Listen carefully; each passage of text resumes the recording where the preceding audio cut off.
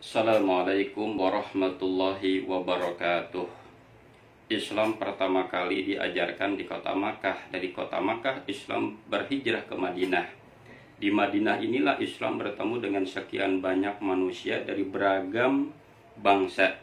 Para sahabat bertemu dengan manusia yang kecil, berkulit kuning dan bermata sipit. Rasulullah menyebutnya sebagai orang Cina. Orang ini pintar berdagang, karenanya muncul kemudian hadis utlubul ilma walau bisin. Tuntutlah ilmu kalian kalau sampai ke negeri Cina. Selain bertemu dengan orang-orang Cina, para sahabat bertemu dengan orang Yahudi, di mana orang Yahudi ini senang gemar untuk menyemir rambut dan memotong jenggot. Nah, agar tidak menyamai orang Yahudi ini, muncullah hadis Rasulullah, perintah untuk merawat dan memanjangkan jenggot. Selain bertemu dengan orang Yahudi, para sahabat pun bertemu dengan orang-orang Romawi yang kerap berjalan dengan sombong karena menggunakan pakaian yang panjang sampai ke belakang. Dari sini muncul kemudian hadis isbal, di mana Rasulullah memerintahkan agar memotong pakaian sampai di atas mata kaki.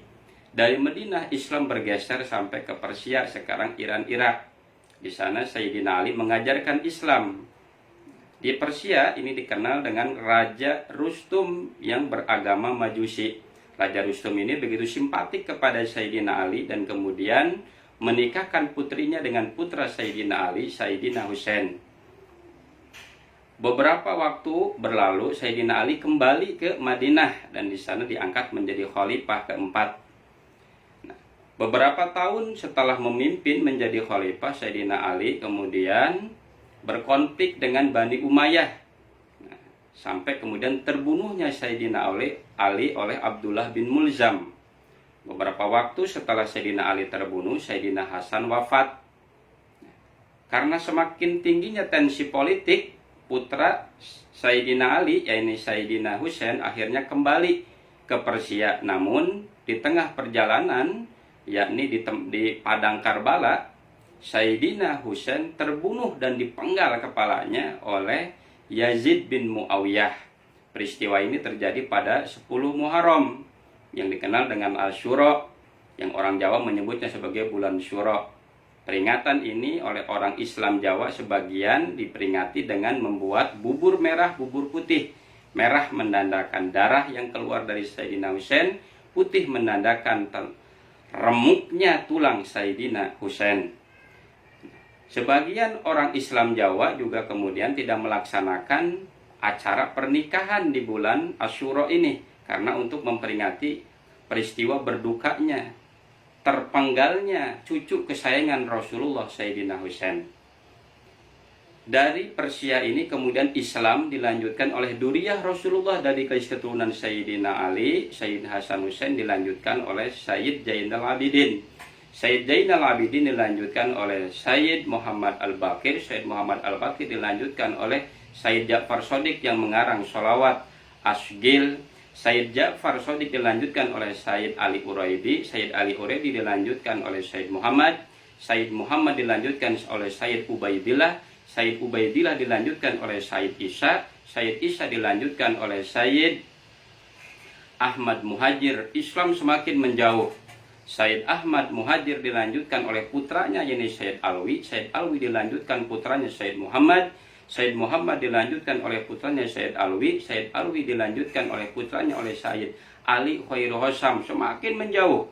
Sayyid Ali Khairul Khosam dilanjutkan oleh Sayyid Ahmad Mirbad. Sayyid Ahmad Mirbad dilanjutkan oleh putranya Sayyid Alwi Abdul Faqih. Sayyid Alwi Abdul Faqih dilanjutkan oleh putranya Sayyid Abdul Malik. Islam sudah mencapai Mongolia. Sayyid Abdul Malik dilanjutkan putranya Sayyid Ahmad Jalaluddin, ini sudah mencapai Campak. Sayyid Ahmad Jalaluddin dilanjutkan oleh putranya mengajarkan Islam oleh Sayyid Muhammad, ini sudah mencapai Pasai. Sayyid Muhammad dilanjutkan oleh putranya yaitu Syekh Jamaluddin Al-Husaini Al-Kabir yang kita kenal dengan Syekh Jumadil Kubro. Islam sudah masuk ke tanah Jawa.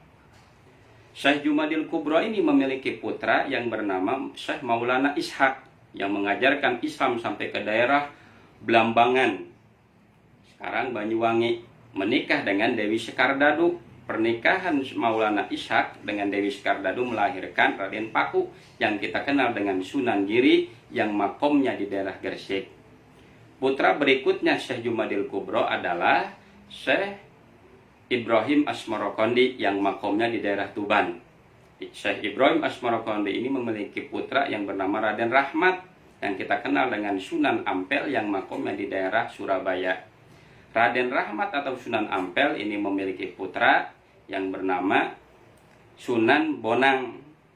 Sunan Bonang yang makomnya di daerah Tuban. Sunan Bonang memiliki murid yang bernama Raden Syahid yang kita kenal dengan Sunan Kalijaga yang makomnya di Kadilangu, Demak. Sunan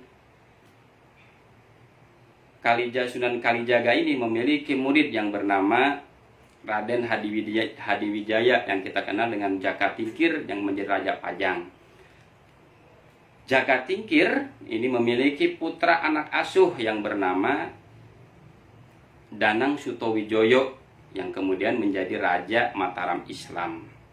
Putra yang berikutnya dari Sunan Ampel ini adalah Sunan Derajat yang makomnya di daerah Lamongan. Syekh Jumadil Kubro memiliki murid yang ahli Quran yang suaranya sangat bagus. Kemudian mengajarkan Islam di daerah Jawa Barat, mendirikan pesantren di daerah Wadas Karawang yang kita kenal dengan Syekh Kuro. Syekh Kuro ini mempunyai murid yang bernama Syekh Dahatu Kafi yang mendirikan pesantren di Amparan Jati, Cirebon. Syekh Kuro memiliki anak angkat yang bernama Nyai Subang Larang. Saking cantiknya Nyai Subang Larang dan bagusnya suara, kemudian diperistri oleh Prabu Siliwangi. Pernikahan Prabu Siliwangi dengan Nyai Subang Larang melahirkan Walang Sungsang, Kian Santang, dan Lara Santang. Walang Sungsang mengajarkan Islam di daerah Caruban dan bergelar Abdullah Iman, juga diberi gelar sebagai Prabu Sanggabuana. Nah, Kian Santang kemudian menjadi penyebar Islam yang tangguh di daerah Pasundan. Sementara Lara Santang menikah dengan Sultan Mesir, yakni Sultan Abdullah. Pernikahan Lara Santang, Syarifah Mudaim dengan Pangeran Abdullah melahirkan Syarif Hidayatullah yang kita kenal dengan Sunan Gunung Jati. Sunan Gunung Jati memiliki putra yang bernama Pangeran Sebakelinting menyebarkan agama Islam di daerah barat Jawa Barat, yakni daerah Banten, dan kita kenal dengan Sultan Hasanuddin. Sunan Gunung Jati memiliki murid dari negeri Cina yang ahli dalam bertata negara yang kemudian diperintah untuk menyebarkan Islam sekaligus menjadi pemimpin di daerah Sumatera. Orang Sumatera menyebut Payiliban ini dengan Palembang. Demikianlah Islam bergeser dari Mekah ke Madinah, dari Madinah bergeser ke Persia, dilanjutkan ke Asia sampai ke Nusantara. Assalamualaikum warahmatullahi wabarakatuh.